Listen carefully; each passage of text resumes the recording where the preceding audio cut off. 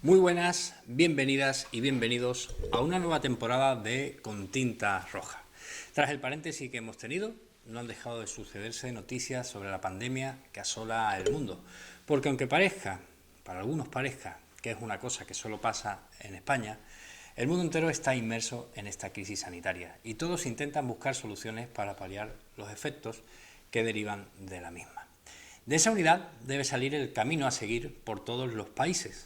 A veces nos quedamos muy en lo doméstico, cuando realmente todo esto está dirimiéndose en muchos más lugares. El coronavirus, la COVID-19, es el tema urgente, pero además hay muchos más temas que se interrelacionan con esta enfermedad que debemos tratar. Lo urgente es prioritario, pero no menos prioritario es seguir haciendo lo posible para aquellos que peor lo pasan tengan la posibilidad de no padecer necesidades básicas. Hoy comenzamos temporada en Con Tinta Roja y lo vamos a hacer con una entrevista a un profesor que también es político y ha sido alcalde de Sueca. Ahora, en la actualidad, es diputado por Compromís en el Congreso. Se trata de Joan Baldoví, que ha tenido la amabilidad de aceptar nuestra entrevista entre tantos compromisos diarios. Así que sin más, hoy arrancamos esta segunda temporada con esta entrevista.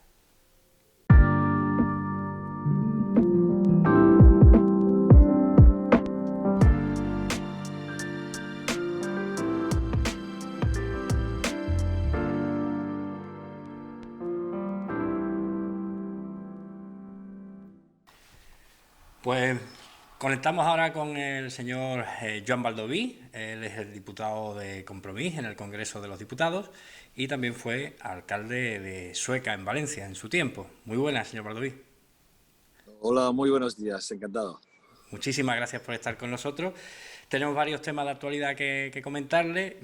Quería empezar por por las últimas declaraciones que le hemos leído, por el tema de los presupuestos generales. Todavía tenemos unos presupuestos que vienen arrastrando desde el gobierno de Rajoy y bueno, pues la verdad es que ahí anda el gobierno intentando montar unos nuevos presupuestos, pero lo hemos escuchado cierta crítica al gobierno central a la hora de plantear los presupuestos. ¿Qué tiene que hacer el gobierno del Estado para que usted apruebe los presupuestos, para que le dé el apoyo?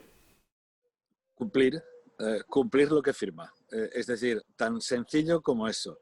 Nosotros firmamos un acuerdo de investidura, nosotros nos comprometimos a apoyar a Pedro Sánchez como presidente del gobierno y además a prácticamente aprobar todos los reales decretos que se nos han presentado, y hay una contrapartida. La contrapartida es que nosotros pedíamos una cosa muy clara y era que antes de que terminara el año hubiera sobre la mesa un nuevo sistema de financiación y, en todo caso, que hubiera alguna partida para que los que estamos por debajo nos igualara a la media de comunidades españolas.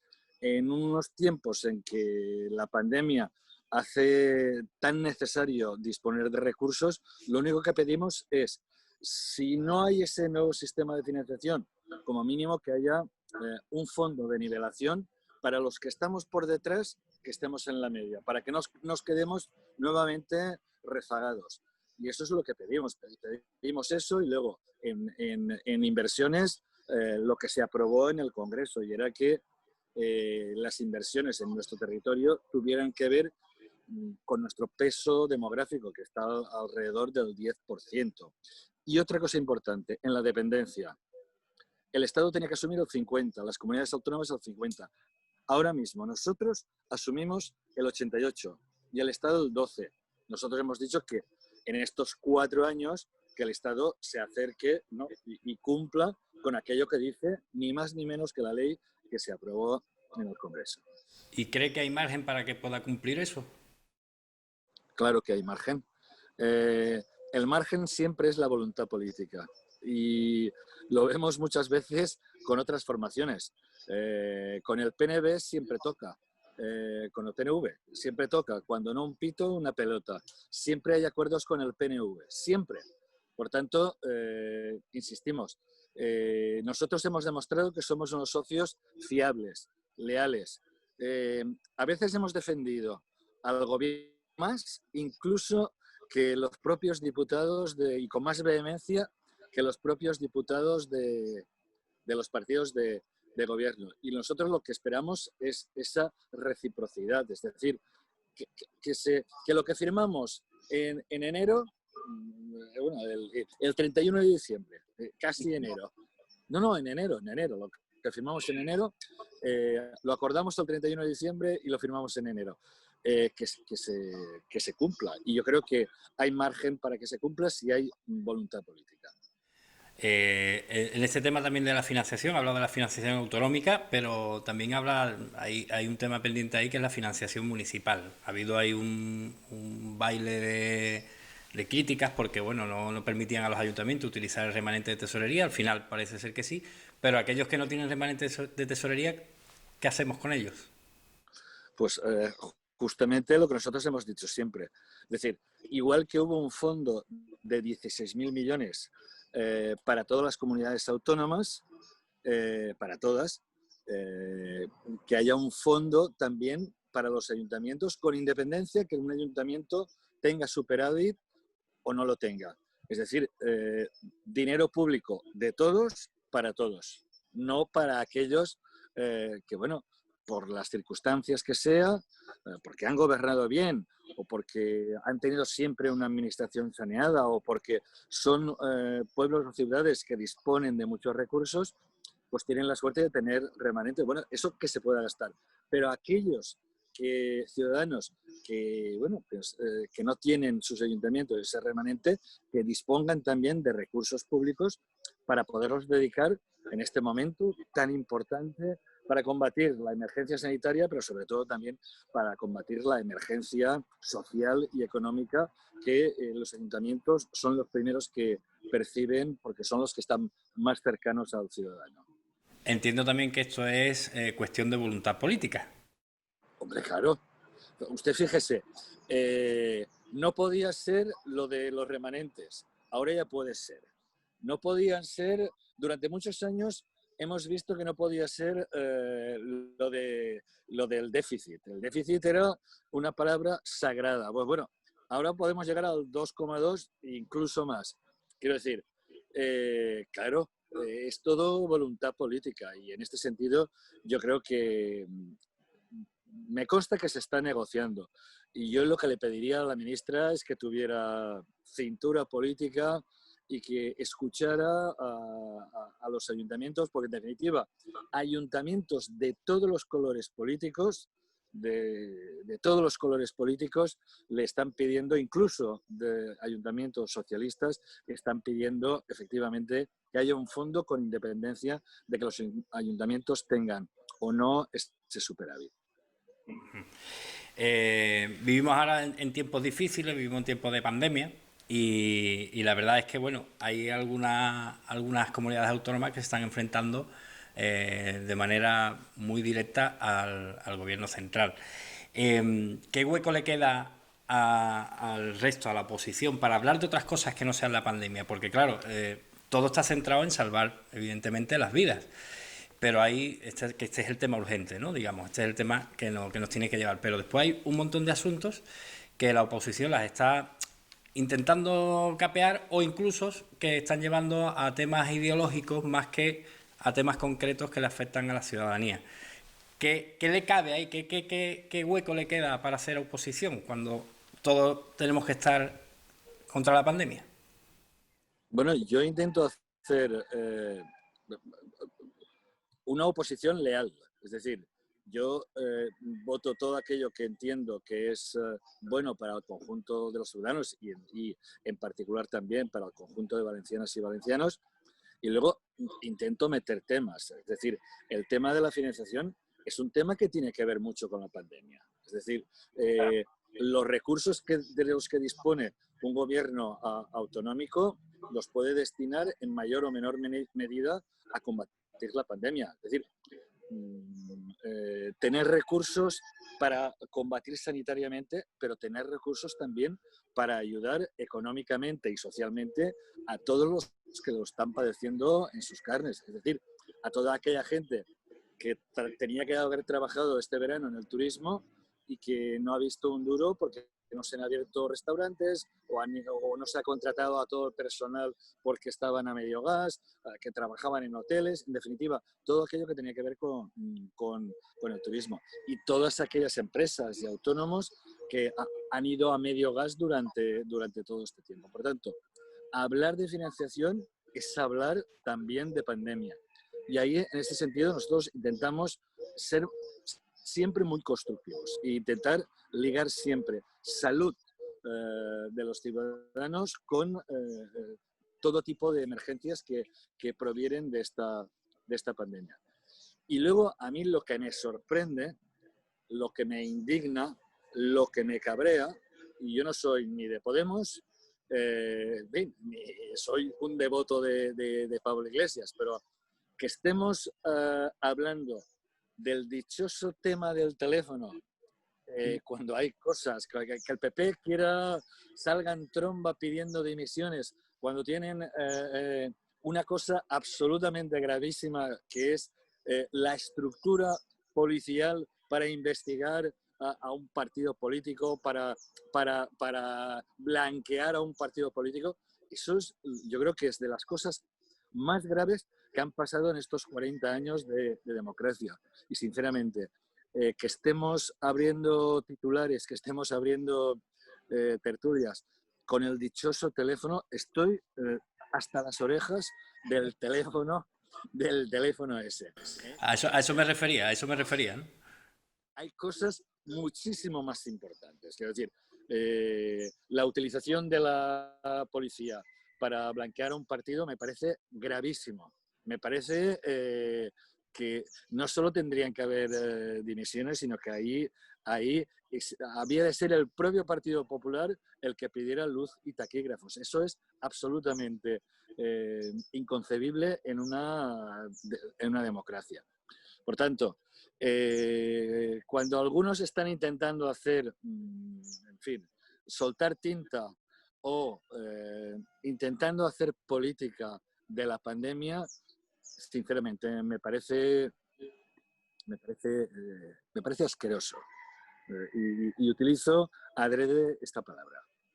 Eso, porque es lo que hemos visto, ¿no? Sobre todo y también lo hemos visto desde algunas comunidades autónomas, ¿no? Que están utilizándose la comunidad autónoma como parapeto para hacer oposición, ¿no? Veas el ejemplo de Madrid, ¿no? Es una confrontación continua, incluso, bueno, con el tema de la pandemia, inventándose o ocultando algunos datos para hacerle la confrontación al gobierno. Bueno, yo no sé, me imagino que esto no beneficiará a los ciudadanos, evidentemente, en nada, todo lo contrario, ¿no? Pero sí es verdad que estamos viendo esos momentos tan crudos, ¿no? Cuando verdaderamente tendríamos que estar más unidos, ¿no? A mí, sinceramente, lo que he visto de los políticos que están dirigiendo, de algunos políticos que están en el gobierno de Madrid, concretamente del consejero de Sanidad y concretamente de la presidenta de la Comunidad de Madrid y concretamente de Pablo Casado, me parece que utilizar un gobierno de una comunidad autónoma como ariete para intentar combatir al gobierno y no utilizarlo para intentar sumar esfuerzos, me parece lamentable y sería un adjetivo muy, muy generoso. Yo creo que lo que hay que hacer es lo que hemos hecho el Govern del Botànic allá en la Comunidad Autónoma Valenciana. Es decir, esta pandemia afecta a municipios que están separados 5 kilómetros en 2 comunidades autónomas. Por tanto, lo que hay que hacer es sumar esfuerzos, intentar desde el mantenimiento y la asunción de las propias competencias, intentar colaborar con el gobierno del Estado para, en definitiva, todos juntos combatir. Y en este sentido, yo quiero decir que yo hace 9 años que entré en el Parlamento. Cuando yo entré, la reputación política, de los políticos valencianos estaba por los suelos. Eran tiempos en que se hablaba de la corrupción del Partido Popular y yo sinceramente en estos años, desde el 2015 hasta ahora, que ha habido un cambio político en la comunidad, yo creo que las cosas se han hecho razonablemente bien. En la pandemia fuimos los primeros que tuvimos un acuerdo con toda la comunidad educativa. En temas sanitarios estamos por debajo de 100 de 100 contagios por cada 100.000 habitantes, lo cual nos sitúa en el último lugar en contagios. Es decir, en temas sociales yo creo que se han aprobado muchas medidas por parte de la Consellería de Mónica Oltra, muchas medidas para ayudar a la gente. Y en este sentido, yo me siento razonablemente satisfecho y sobre todo muy orgulloso de que cómo se han hecho las cosas en mi comunidad autónoma. Y eso indica que si hay voluntad de trabajar juntos, se puede hacer. Y cuando veo el espectáculo de Madrid, sinceramente me entristece mucho y me indigna mucho. ¿Y qué le podríamos decir desde su comunidad autónoma, que también lleva las cifras y también lo está haciendo? ¿Qué le podríamos decir a la Comunidad de Madrid para que ellos hicieran lo mismo?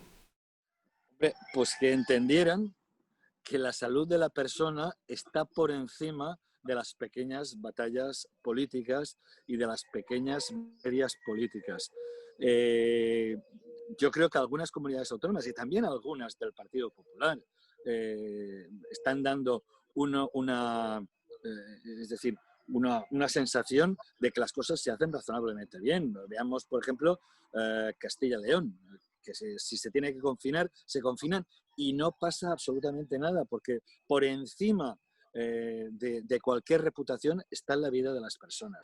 Y a mí, sinceramente, primero, desde la periferia estamos hasta el moño de que Madrid, esa lucha que se está librando en Madrid, sea de la que se habla todos los días y de que no se hable de lo que se está haciendo bien en muchos otros sitios para combatir. Y a mí lo que me gustaría es que Pablo Casado entendiera que esta manera de hacer oposición al gobierno, sinceramente, es, primero, que no le está dando ningún resultado. Y segundo, que yo creo que no está ni dando una buena impresión de la clase política, ni está ayudando efectivamente a resolver el problema. Le voy a hacer una pregunta como profesor que es. ¿Cree que en temas educativos se están haciendo las cosas bien en esta pandemia? En mi comunidad autónoma se hicieron bien desde el primer día.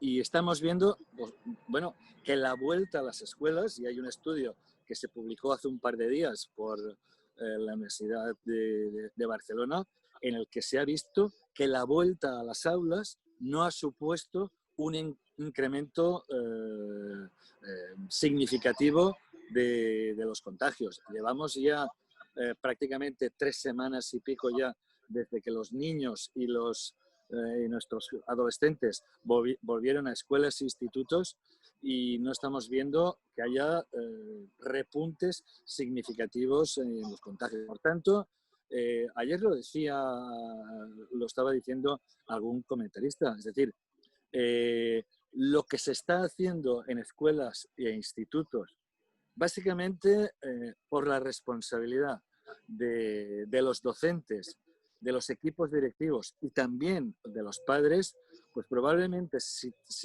todo se hiciera de la misma manera que se está haciendo en escuelas e institutos, probablemente nuestras cifras serían otras. Y lo digo de primera mano porque tengo en casa 3 profesoras, mi mujer y 2 hijas en el instituto de Sueca, y me llega la información todos los días de primera mano. Sin embargo, sí es verdad que en algunas comunidades autónomas hemos visto clases con mayor ratio, que hay más alumnos por clase que incluso de las que normalmente se piden, ¿no? Si se piden 25, hay clases que tienen hasta 30.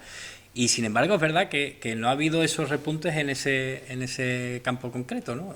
Es un poco curioso cómo se nos alertaba, ¿no? Y al final es verdad que no ha habido esos repuntes en las escuelas. Algunos hemos hecho un esfuerzo, es decir, Díaz Ayuso quería bajar el impuesto de sucesiones y el de patrimonio, eliminarlos. Es decir, dejar de ingresar 4.000 millones. Nosotros, en lugar de esto, hemos dicho, bueno, pues los que pagan patrimonio, sucesiones, en definitiva, son los que más pueden pagar. No hagamos esto y en lugar de perdonar 4.000 millones a los que más tienen, contratemos 4.000 profesores para que la ratio en las aulas sea más baja. Contratemos 3.000 auxiliares de comedor para que la gente esté más separada. En definitiva, para que los protocolos se puedan implementar mucho mejor. Maneras de gobernar. Por eso yo digo siempre que no es lo mismo que gobierne la izquierda que gobierne la derecha. Para mí no es lo mismo y para algunos sus prioridades son unas, perdonar dinero a los que más tienen, para otros nuestra prioridad es atender al conjunto de los ciudadanos y en particular a los que peor lo están pasando. O sea, como hemos hablado antes, voluntad política, más que económica. Efectivamente. Con voluntad se llega muy lejos y con voluntad política también se puede llegar muy lejos si efectivamente hay esa voluntad. Le voy a hacer un inciso aquí dentro del tema de educación, pero es que precisamente por eso, porque hablando de la voluntad política, con respecto al tema del ingreso mínimo vital, la voluntad política ha sido muy buena, pero los resultados prácticos están siendo un poco peores. Yo se lo dije al ministro, son manifiestamente mejorables, señor ministro.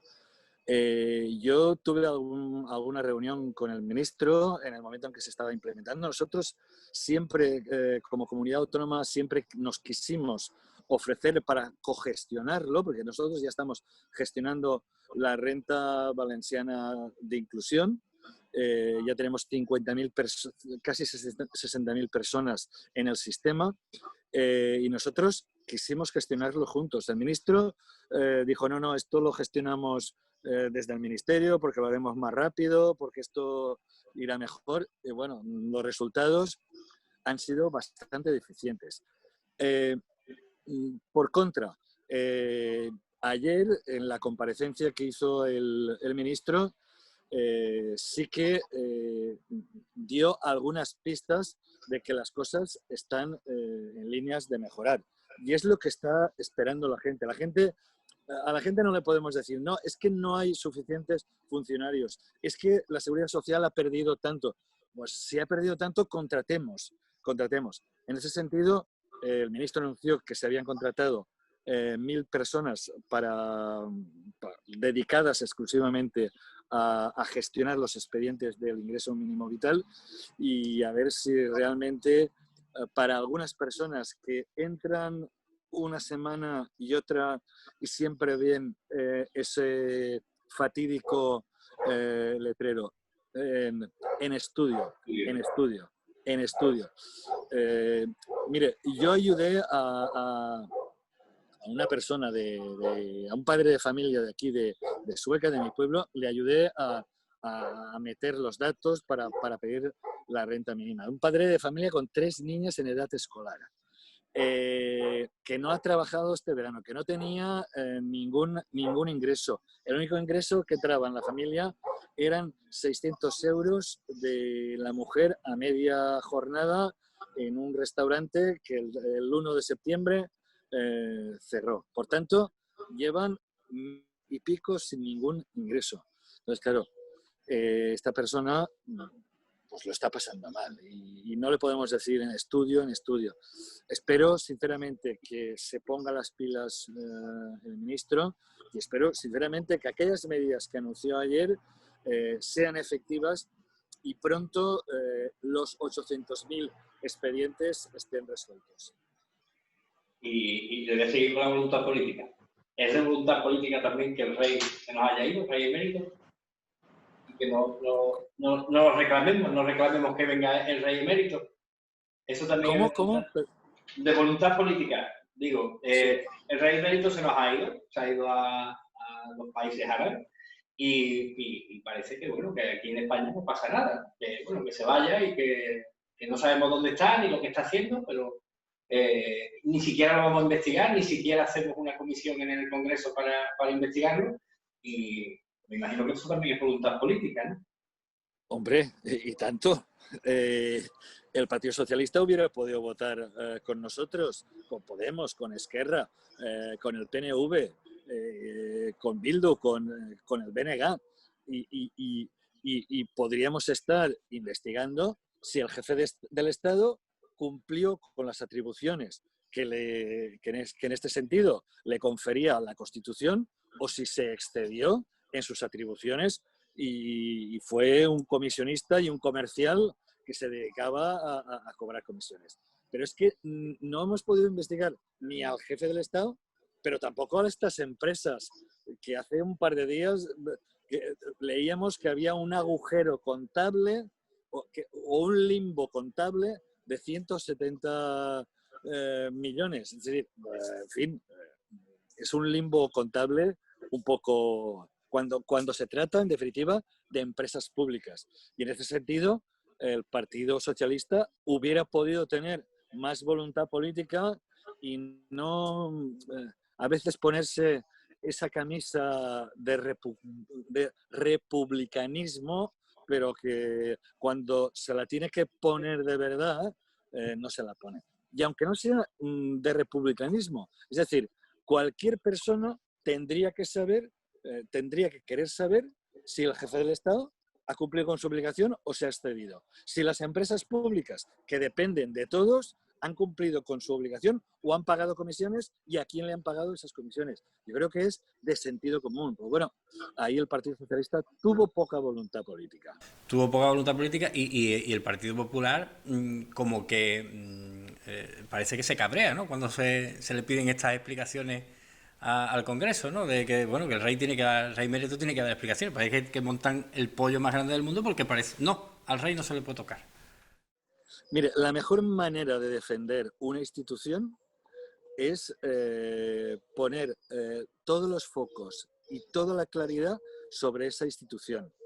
Si yo fuera monárquico, sería el primer interesado en que hubiera esta comisión de investigación, en que todo se aclarara, porque si no ha hecho nada, ¿qué miedo hay? Y si lo ha hecho, es que esa persona no merecía estar en la jefatura del Estado. Por tanto, yo creo que la mejor manera de defender a las instituciones no es intentar decir que hay un complot para acabar con la monarquía, que, en fin, que... No. La mejor manera de defender la institución monárquica es justamente poner el foco, poner claridad, que se explique todo y saber por qué el rey emérito tenía cuentas en Suiza, de dónde ha sacado todo el patrimonio que tiene. Es decir, si con el sueldo que le pagamos todos los españoles era suficiente o, en fin, o el hombre tenía algunas comisiones para completar su sueldito. ¿Cree que algún día lo conseguiremos saber o se quedará ahí? Yo espero que sí, ¿eh? Yo espero, sinceramente, yo veo que las nuevas generaciones, eh, la exigencia de transparencia cada vez es mayor. Yo creo que podremos tardar más o menos, pero creo sinceramente que a medida que van subiendo las nuevas generaciones, la exigencia de transparencia y aquello de decir que hay tótems que no se pueden tocar, creo que esto se está acabando y sinceramente tardaremos un poco más, un poco menos, pero creo que un día podremos saber por qué Juan Carlos tenía tantas cuentas en Suiza y por qué se había comprado una maquinita de contar dinero. ¿Y cree que esto le va a afectar al actual rey, a Felipe? Yo creo que sí. La institución monárquica, en definitiva, es una institución que se hereda. Y creo que el prestigio de la institución se ha deteriorado mucho. Creo que ha hecho mucho más por la caída de la monarquía, Juan Carlos, que todos los republicanos de este país. Pues, señor Joan Baldoví, muchísimas gracias por haber estado con nosotros aquí en Con Tinta Roja. Le agradecemos este tiempo y le emplazamos para una próxima cuando nos pueda dedicar otro ratito. Vaya, ha sido un placer estar con vosotros. Ya sabéis que yo siempre atiendo a todos los medios y con la misma deferencia y con la misma atención, porque tengo muchísimo respeto por el trabajo de cada uno, porque entre todos contribuimos a levantar este país, que dicen algunos. Pues muchísimas gracias, Joan. Un saludo. Gracias. Adiós. Hasta luego.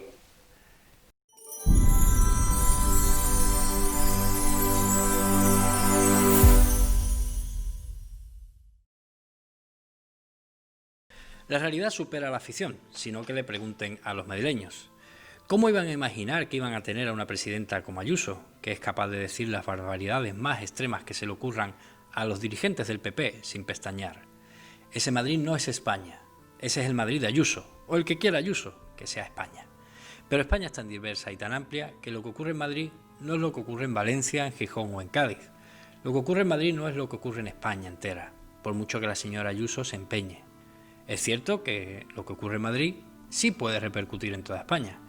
Por eso, usar la Comunidad de Madrid para hacer oposición al gobierno central me parece un disparate, y más utilizar una pandemia como la que estamos viviendo para intentar derrocarlo. Eso me parece patético. Evidentemente, si hubiese que hacer dimitir a un gobierno, sería al de la Comunidad de Madrid, por la pésima gestión de la crisis sanitaria. Como nos ha comentado Joan Baldoví en la entrevista de hoy, no todas las comunidades han actuado de la misma manera, y ahí tienen los resultados. La Comunidad Valenciana, Asturias, Extremadura han aplicado otras medidas menos agresivas a la sociedad y han entendido que había que invertir en sanidad o en educación antes que bajarle el impuesto a los ricos. Madrid es España, pero también lo es Barcelona, Huelva o Logroño, y en todos tenemos actualmente el mismo problema. Solo que unos se dedican a solucionarlo manteniendo la unidad y la cordura y otros prefieren confrontar para sentirse los más castigados por el gobierno.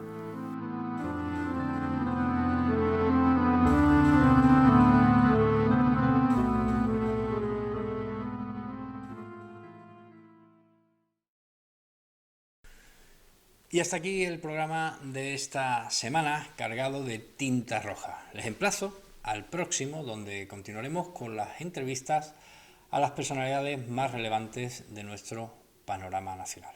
Muy buenas y que sean tremendamente felices. Hasta la próxima semana.